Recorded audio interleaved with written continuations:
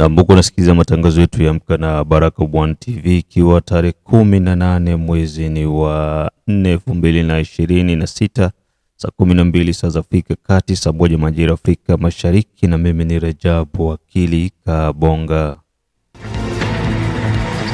Ili kwa kwanza kupata habari zetu za moto kila siku, tafadhali like pia subscribe Baraka1 TV. Tuko pia Facebook pamoja na TikTok, like na follow page zetu, na hivyo utakuwa kwanza kupata habari zetu za moto kila wakati. Na kwanza ni muktasari wenyewe wa habari za moto.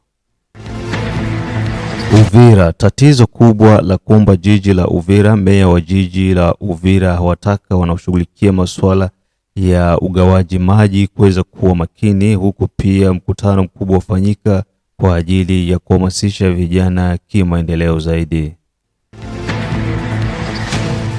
Ituri, serikali yapanga ulinzi mkali kuelekea mitihani ya mwisho wa mwaka kwa wanafunzi wa kidato cha 6, huku pia mkoani Kivu ya Kaskazini, eneo la Kipese, mbunge mchaguliwa wa Butembo Mbinduli Crispin atoa takriban tani 12 za chakula kwa ajili ya FARDC pamoja na wazalendo.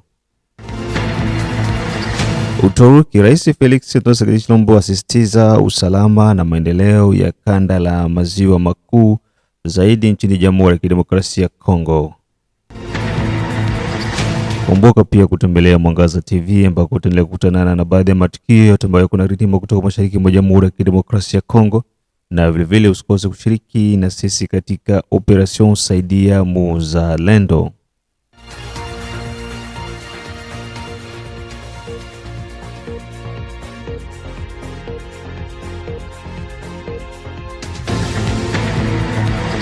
Tuanze na taarifa hizi kutoka ndani ya jiji la Uvira ambako kwenye tatizo kubwa la ibuka jijini Uvira. Meya wa mji aingilia kati kuelekea katika hali ambayo inazidi kuonekana ya ukosefu wa maji na vitu muhimu kwa raia ndani ya jiji la Uvira. Mkutano mkubwa ulifanyika ndani ya ukumbi za mikutano maeneo ya ofisi za meya wa mji jijini Uvira, ambako meya wa jiji Kifara Kapenda Kiki aliwakusanya wadau wanaohusika na masuala hayo na kuzungumza nao ili nini kifanyike kutokana na uhaba wa maji safi na salama ambao unapatikana ndani ya jiji la Uvira kwa sasa. Itafahamika tu kwa sasa inakaribia takriban wiki 2 ambako raia wanapatikana ndani ya jiji la Uvira wanakuwa hawapati huduma ya maji, wakati serikali ya Jamhuri ya Kidemokrasia ya Kongo imeweka kila kitu kwa ajili ya huduma hiyo kuweza kuwafikia wananchi. Mengine zaidi tuingie katika mkutano uliofanyika ndani ya kumbi la mkutano jijini Uvira.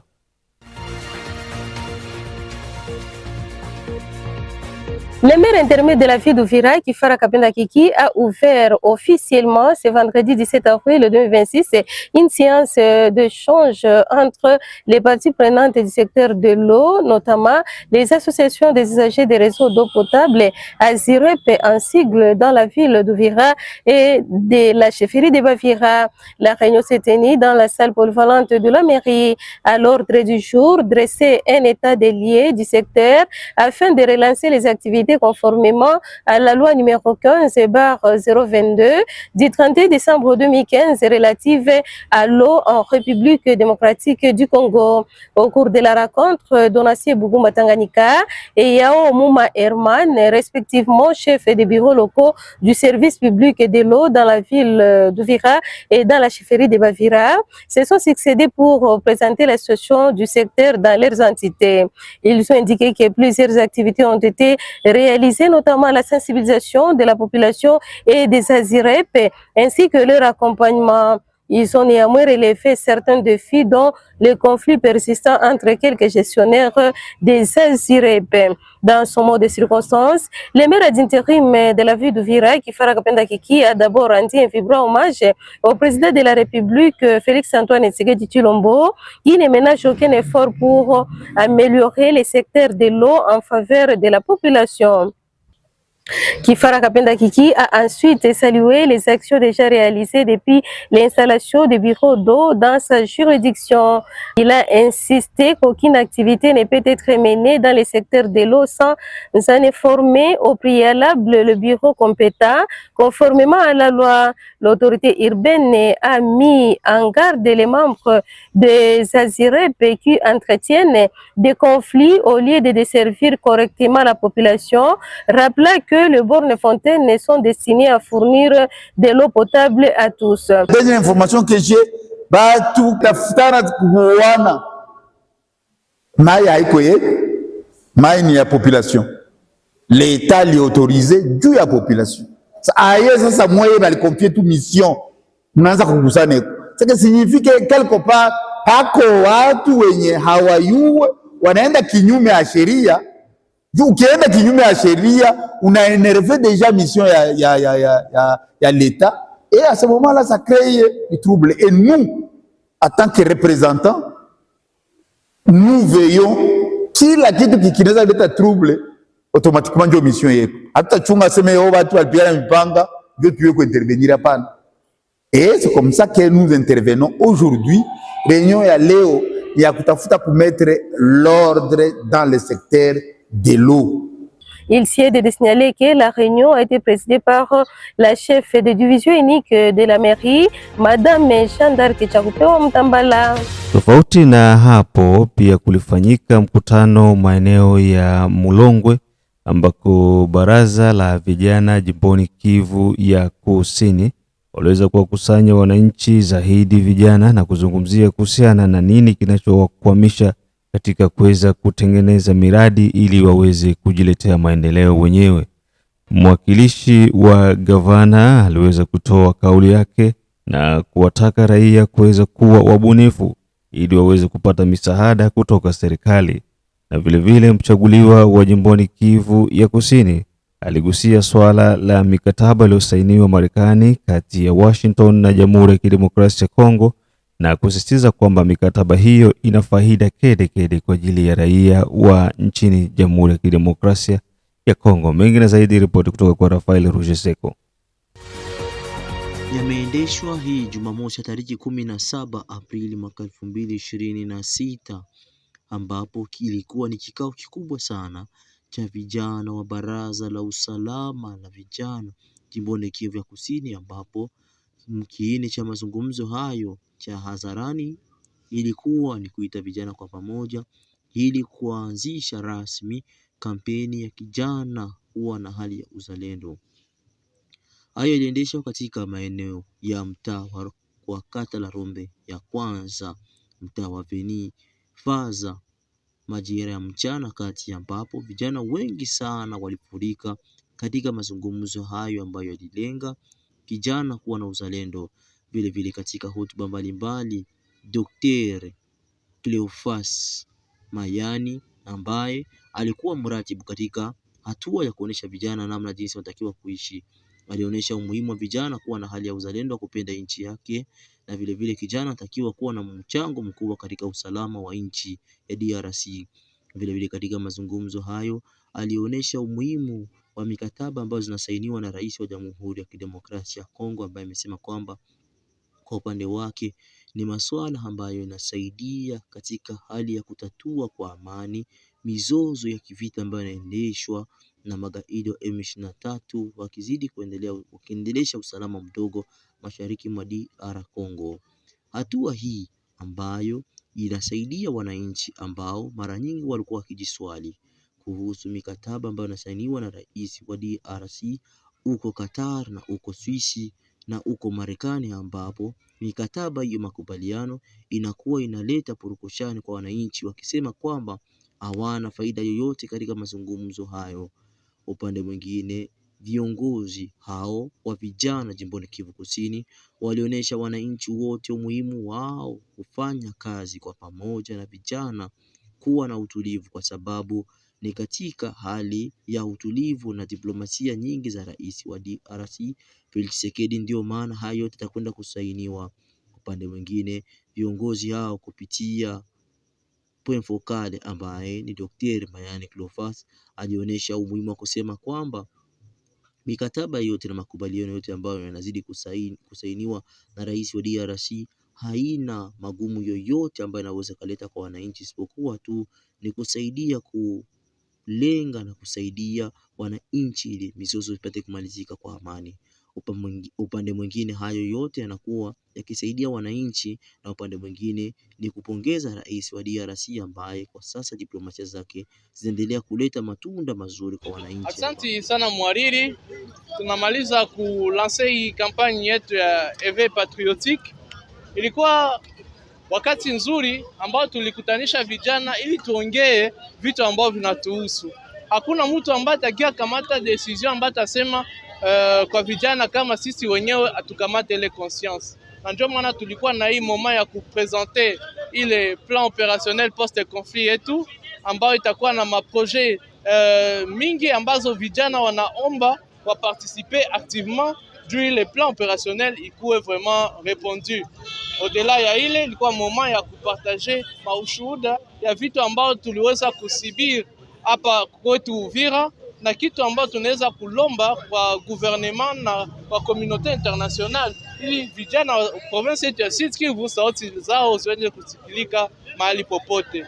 Na vile vile tuliongea juu ya accord ya Washington ambao kila mtu alikuwa anaenda ambia bajeni vitu ambao anajisikia kusema, lakini hawakuwa na yua ukweli ni nini. Na ndio maana tuliona ni vizuri sana tuongelee ile accord na vijana wa comprendre kama iko na role kabambi ya kujue na kukomprendre kama yote ambao president wa republika na entreprendre ni juu ya amani, ni juu ya usalama ndani ya nchi yetu na ndani ya jimbo yetu la Sud Kivu. Vijana jimboni wategemea nini kuhusu mikutano ambayo mnaendelea kuendesha?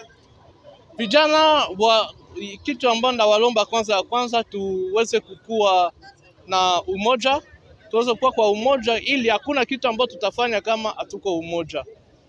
Na kitu ya pili tuweze kulinda usalama mahali pote tunapoishi, kwani hakuna kitu ambao tutafanya bila usalama.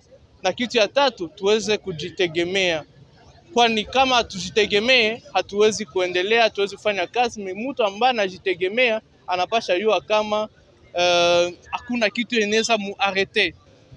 Kila limite anafiki yako anapasha yua kama ni opportunité je najipresente na mfasi yote ambao kuko shida mingi, c'est-à-dire na kuko opportunité mingi. Kiongozi, tunakushukuru sana. Asante.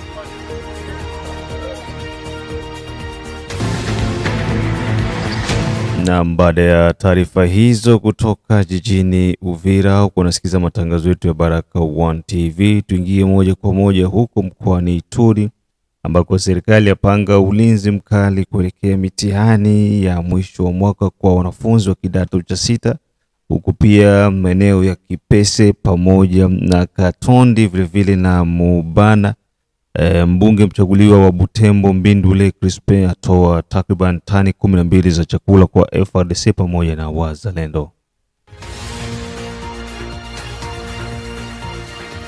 Katika kuelekea hali ya mitihani ya mwisho wa mwaka kidato cha 6, wanafunzi wamejipanga kwa ajili ya kupokea mitihani hiyo ya serikali, huku pia serikali ya jimboni Kivu ya maeneo ya Ituri ikijipanga vile kwa ajili ya ulinzi mkali kutokana na ugaidi ambao umekuwa ukiripotiwa mara kwa mara katika vitongoji mbalimbali huko mkoani Ituri. Kwa sasa hali kidogo inaonekana kuwa na utulivu, huku majeshi ya Jamhuri ya Kidemokrasia ya Kongo na wazalendo wakiendeleza harakati za kuwasaka magaidi wa ADF ambao walikuwa wanaonekana kuyumbisha usalama mkoani Ituri. Wanafunzi wamejipanga kwa ajili ya mitihani ndani ya mkoa wa Ituri na vitongoji mbalimbali mkoani Ituri.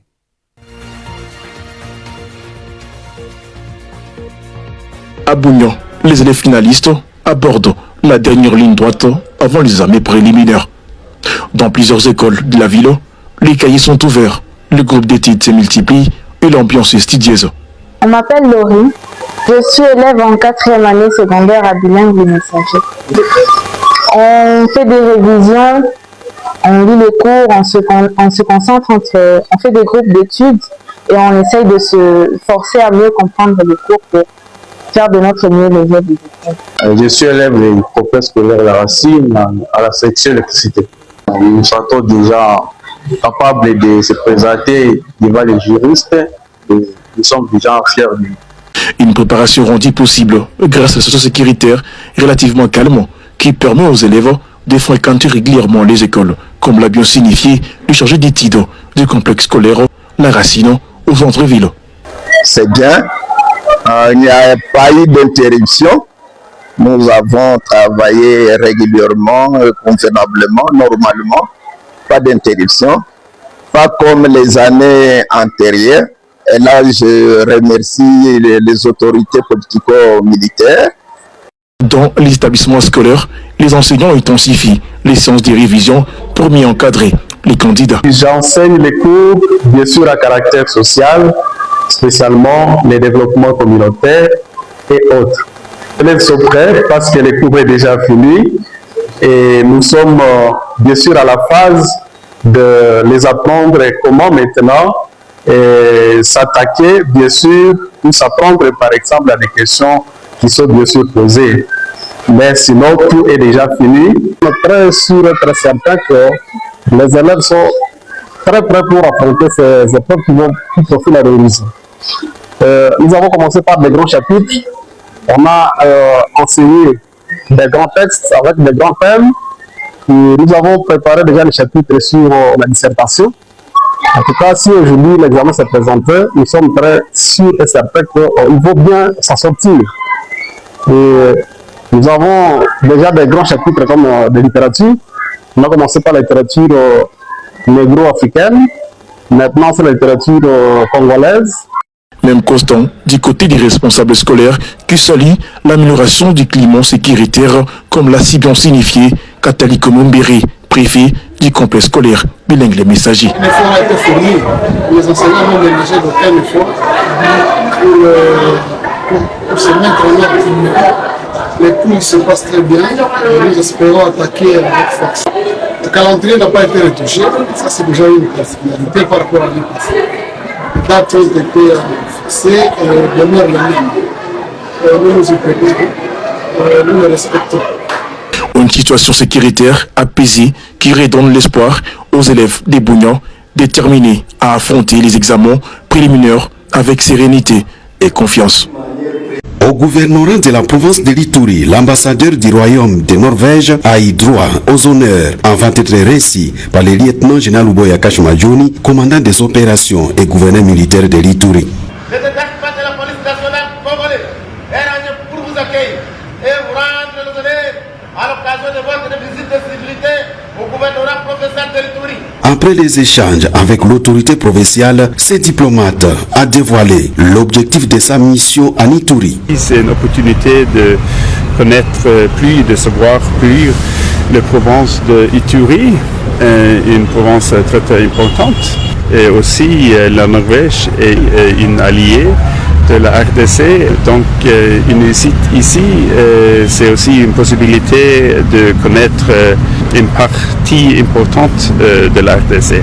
Ce diplomate a envié l'image présentée par la province de l'Ituri durant cette période de l'état de siège. Ituri n'est pas seulement une province très jolie, mais c'est aussi une province avec beaucoup d'opportunités. Aujourd'hui, nombreux diplomates défilent en province de l'Ituri après la restauration de l'autorité de l'État dans plusieurs koués et rekoués de cette province sous l'état de siège depuis mai 2021. Tofauti na mkoani Ituri, tukiingia mkoa jirani maeneo ya Kipese, Katondi pamoja na Mubana, mchaguliwa wa Butembo Bwana Crispin Mbindule ameweza kutoa takriban tani 12 za chakula kwa ajili ya majeshi ya Jamhuri ya Kidemokrasia ya Kongo FARDC pamoja na wazalendo. Tutafahamu tu kwamba hii sio mara ya kwanza mchaguliwa huyo wa maeneo ya Butembo amekuwa akifanya zoezi hilo mara kwa mara kwa ajili ya kuweza kuwaweka nguvu, moyo na pia kuwapandisha mukari wanajeshi wa Jamhuri ya Kidemokrasia ya Kongo ambao wapo kwenye uwanja wa mapigano, vile vile na wazalendo ambao wanashirikiana na vikosi hivyo kwa serikali.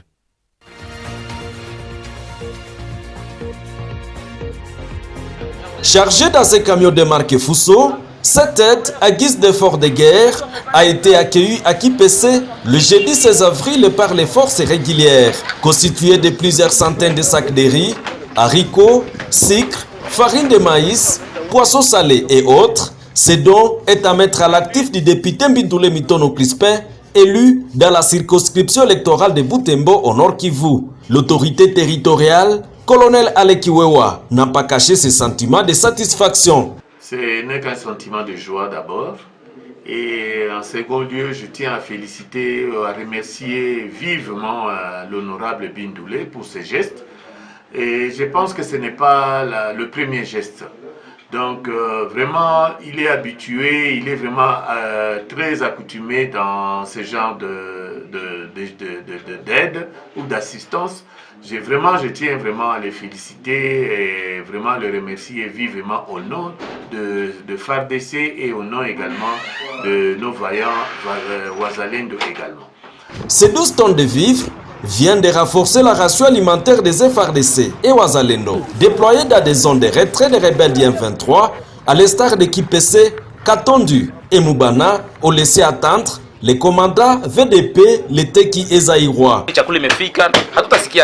Les produits vivriers sont désormais dans nos mires. Ce qui fait dur, nous allons manger à notre faim. Donc, nous remercions les députés Mbindule Mitono. Au nom de Wazalendo, Front Grand Nord, nous l'appelons à continuer ici. Tunamshukuru aendelee vile papa honorable Mbindule Mitono. Hii chakula kabisa tulikuwa lazima ya chakula. Nous avions besoin de ces denrées alimentaires. Cette aide vient confirmer que l'honorable Mbindule est parmi les grands Wazalendo de ce pays. Naye anajionyesha kiko leader, iko parmi les patriotes, Wazalendo ni mzalendo mkubwa. La société civile noyau de Kipese, quant à elle, a appelé d'autres députés à faire autant. Que tous les autres députés puissent aussi copier, puissent voir des modèles, qui soient des modèles, voir comment notre député Mbindule, qui prend le sort de protéger, de soutenir nos vaillants, nos jeunes garçons qui se donnent corps et âme pour protéger notre pays. Et si nous demandons que ça soit de même pour les autres, d'imiter ces modèles. Selon Augustin Moussondolia, chef de la délégation, cette assistance alimentaire s'est inscrite dans le cadre de motiver les hommes des troupes à sécuriser davantage cette partie du territoire de Lubero, sans tracasser la population civile. Huku unasikiliza matangazo yetu ya Amka na Baraka One TV tarehe 18 mwezi ni wa 4 2026 saa 12 saa za Afrika Kati, saa 1 majira Afrika Mashariki. Unafuata matangazo yetu kutoka Australia, kutoka Canada, USA, Seto pamoja na East Africa na wale wote ambao kwa maeneo ya Afrika ya Kusini. Jide Kizenga Tembele, Kingsele, Kizabia Yeba, Mashaka Yamba, Dedone Buto, Tobiondo Kilamba Mao, mzee wa state ya Maine, da Feza, da Letesha, da Asha, da Aaron, Kiskandeke, Asimwe Baguma, Samuel kutoka Czech Republic, Jackie Baguma kutoka Uganda, Yahya Hussein kutoka Dar es Salaam, wakiwa wanasikiliza Baraka One TV.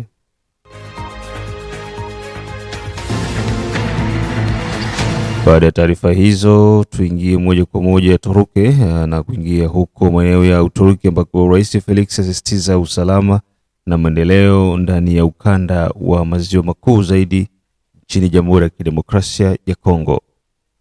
Kwenye mkutano wa Antalya Diplomacy Forum ambao ulifanyika nchini Uturuki ambako rais wa nchi Bwana Felix Antoine Tshilombo pia aliweza kushiriki katika mkutano huo, akijaribu kufafanua hali inayoendelea mashariki mwa Jamhuri ya Kidemokrasia ya Kongo na pia ukanda mzima wa maziwa makuu. Rais alizungumzia kuhusiana na hali ya utovu wa usalama na pia kuhitaji maendeleo yaweze kufanyika licha ya jitihada ambazo ziko zinafanyika na vita ambayo kunazidi kuendelea huko mashariki mwa Jamhuri ya Kidemokrasia ya Kongo. Rais alisisitiza ya kwamba uwepo wa usalama ndio utakuwa chanzo cha chachu ya kuweza kuleta maendeleo ya ukanda wote wa maziwa makuu, na pia nchi baina ya nchi kuweza kuheshimu na kuheshimiana na kulindiana mipaka, na vile vile kuweza kushirikisha maendeleo ya nchi kwa nchi ili kuweza kuboresha hali ambayo iko nazidi kuonekana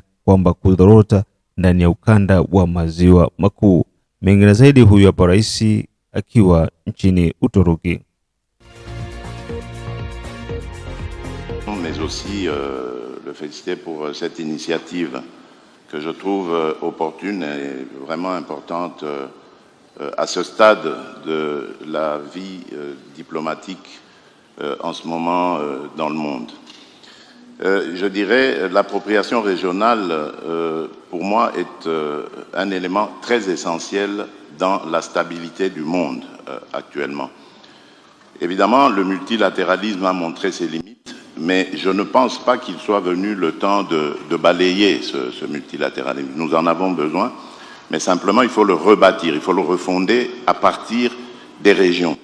Parce que l'appropriation régionale a l'avantage d'avoir une sorte de rapidité, de réactivité en temps de crise, mais également il offre beaucoup d'opportunités qui feront que par cette intégration économique, toute la région va trouver des raisons de vivre en paix afin de protéger ses intérêts. Je fais ici allusion, par exemple, aux grands projets qui nous intéressent tous en ce moment dans la région d'Afrique centrale. Il s'agit du corridor de Lobito, qui est ce corridor d'intégration économique qui nous permettra d'évacuer toutes nos productions vers des centres de consommation sur d'autres continents. Et cela démontre évidemment un intérêt que tous ces pays ont à vivre en paix, stable et en tenant compte évidemment des intérêts de chacun. C'est très important, je pense, d'aller sur cette voie d'intégration régionale parce qu'elle permet d'aborder les problèmes en connaissance de cause. Dans la région, les pays généralement vivent ensemble, se connaissent. Il y a une approche humaine et culturelle qui fait que tous les problèmes peuvent être abordés de manière, à savoir comment les aborder de manière sereine et en cherchant évidemment des solutions plus appropriées. Tandis que lorsque ces problèmes sont regardés par le multilatéralisme, on sent une certaine distance et une certaine inefficacité à aborder et à les régler comme telles. Donc je pense que effectivement l'appropriation régionale est une opportunité essentielle qui permettrait évidemment au multilatéralisme de se conforter. Et bien évidemment, il faut établir les mécanismes qu'il faut et surtout garder l'influence du multilatéralisme, mais en créant évidemment des attaches, des liens avec les communautés économiques régionales. Na huo ndo mwisho wa matangazo yetu kutoka Baraka1 TV. Usikose kuendelea kushare na kusubscribe, na hivyo utakufanya kwa kwanza kunapata haya matangazo kila wakati. Mingine tukutanane majira ya saa 6, saa 9 pamoja na saa 12. Mimi ni Rajabu Wakili Kabonga.